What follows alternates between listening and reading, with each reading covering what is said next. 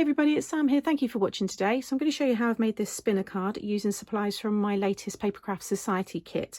So this one's a 5x7 card, and then when they open it and take it out of the envelope, your little character will spin on the front, and then you've got your space inside to write your message, and it will display and just kind of sway and swing there as well. It's a really easy style to make. You can use any supplies that you have to make this kind of card. So let's get started. So first of all, you want to make your 5x7 card blank. So I've cut this from a piece of 10x7, and along the 10-inch side I've scored at 5 inches.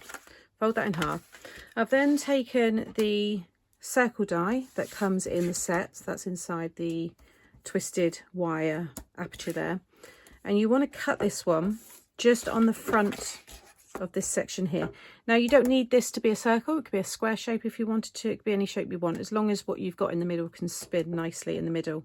Now you'll see here that I've got some of it overhanging there, so if I give you the measurement of the overhang, then it'd be easier for you to place yours. So it's about 3/4 of an inch overhanging. Okay, you just want to make sure that whatever it is you've got spinning or swinging, it doesn't, you know, it could just be suspended from the top part. The string will be attached in the middle here, so you want to make sure there's an equal space, but it's going to sit when the card's closed and none of it's going to be hanging out the edge. Okay, so run that through. Before you die cut it, you also want to place this over the top. So this is a piece of 5 3/4 by 6 3/4. So I placed that over the top, then laid the die down and just tacked that in place over this little bit here, so it kept this in place. The reason I've not stuck it down is because I want to hide the string between this piece and the cardstock. I've then stamped and coloured my little reindeer here, and that's using this stamp here, and you've got the dies to cut that one out as well. And then you want to take the string, the clear string that comes in the kit, or if I show you how it looks there, it's like fishing line.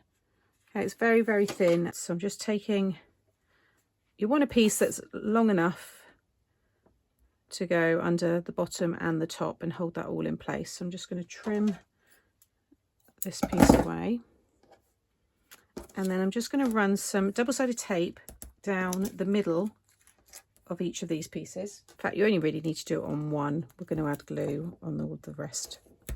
So just on one of them there, pop a piece of double-sided tape, and then take your string there and sit that right through the middle of your character. Whatever it is, it has to go through the middle, so you get a balanced spin or swing, depending on what you want to do.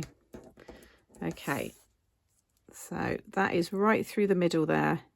You can see already that that's, you know, attached and it's spinning around there. I can then stick this one over the top. I'm going to use some liquid glue just in between the layers there. This is just going to add more strength and just a little bit of weight to the image there. And then I'm just going to place that one over the top. Just give that a minute to dry. So next I'm just placing it in the section here, so it's in the middle, and you only want to focus on the top at the moment. So I'm just going to hold that in place there, and then this piece here, I've got my hot glue gun on. I like using hot glue when I'm doing these kind of spinner cards. I just find it's really going to secure that in place. So I'm just going to bring it up, just place a little bead of glue over the top there, let that cool just slightly, and then I like to use my finger and just flatten it over the string there. And that's then just going to reduce any bulk, but that is secure in there. That's not going anywhere. I can cut away that little extra piece there. But what it also now allows me to do is really pull that taut, because it's so secure with the hot glue. I can pull this so taut now, and then just add another bead of glue at the bottom. Again, just let that cool. And again, I'm just going to just flatten that. Please do let it cool if you're doing this, or use a silicone. I do have one, do you know, I'm terrible, I never use them. These here. If you've got one of these little silicone finger protectors, if it is hot, use that, and then you won't burn yourself. But if you just let it cool slightly, and you'll be able to do that. Then I can stick this now over the top. I could add some foam if I want to, but I can sit that flat because there's no bulk there because I flattened the hot glue. So I'm going to stick that one down next.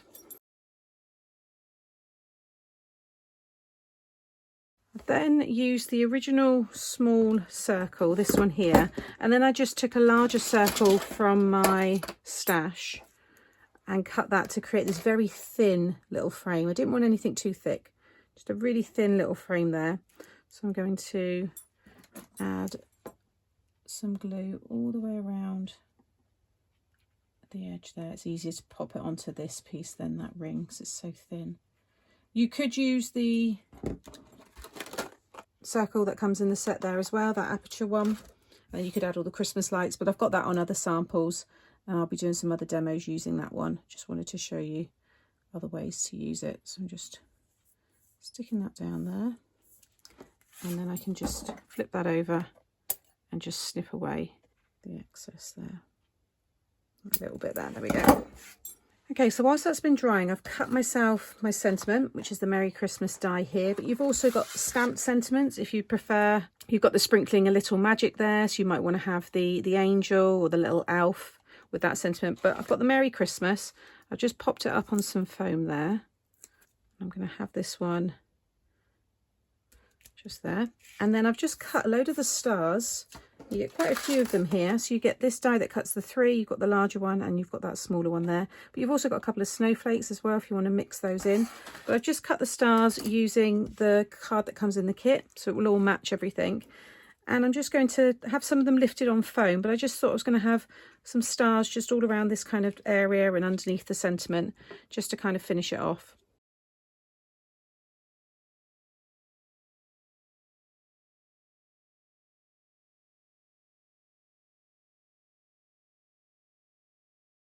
So there's all the stars stuck down, and then I just thought it'd be nice to have something on the green. I just needed to add a little bit more. So there's 2 stencils in this set, and I've got a really nice demo that I'm going to be doing with the baubles, but I thought I'd use some of the stars here. I'll just show you the other stencil there, because I was going to do that one, and I've used that on some of the samples in the booklet, which again, it's a really nice stencil. But I'm going to just take a couple of stars, and I just thought it'd be nice to just have a few of them in this space as well, and you've still got all that area there to write your message.